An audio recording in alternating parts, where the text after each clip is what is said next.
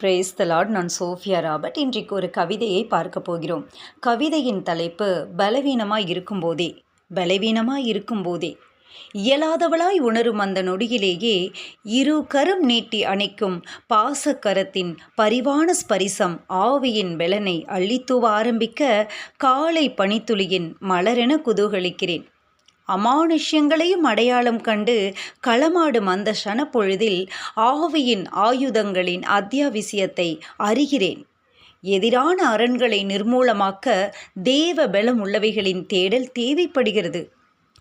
நொடிகளையும் யுகங்களாய் நகர்த்தி செல்லும் நெடுந்தூர பயணமென மாயையின் மனம் கடினங்களை உணர்கிற அந்த ஒரு நிமிட புரிதலில் என் மனம் நிறையும் போது மெல்லிய சத்தமாய் ஒரு எக்காலதொனி, மெல்லிய சத்தமாய் ஒரு எக்காலதொனி, காலங்கள் அவர் கரத்திலே என விளம்ப ஆசுவாசங்கள் அதிகாரப்படுத்தப்படுகிறது.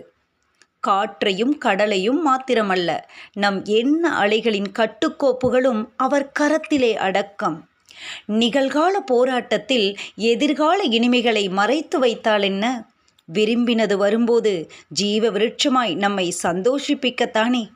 மறைவான மன்னாவின் மகத்துவத்தை அந்த நாளுக்காக மறைத்து வைப்பதில் தவறேதும் உண்டா என்ன? மரண இருளின் பள்ளத்தாக்கிலே மகிமையின் வாழ்வை கனவு காணும் மாட்சிமை நிறைந்த கூட்டத்திற்கு சொல்லி தெரிய வேண்டுமா என்ன? மரண இருளின் பள்ளத்தாக்கிலே மகிமையின் வாழ்வை கனவு காணும் மாட்சிமை நிறைந்த கூட்டத்திற்கு சொல்லி தெரிய வேண்டுமா என்ன? நம் உள்ளான உணர்வுகளுக்குள்ளே உளவியலையும் தாண்டிய ஒரு உன்னத களிப்பு ஊஞ்சலாடுகிறதே. உலகத்தின் பார்வையிலே அதன் பெயர் பைத்தியம். ஆனால் நிதானித்து அறிந்தோமானால் நித்தியம் நிச்சயம். பிறகென்ன? பலவீனமாய் இருக்கும் போதே பலமாய் உணர கிருபையின் நிழல் போதாதா? எருசலேமின் வாழ்வை காண கிருபையின் நிழல் போதாதா? பரம எருசலேமின் வாழ்வை காண. ஆமேன்.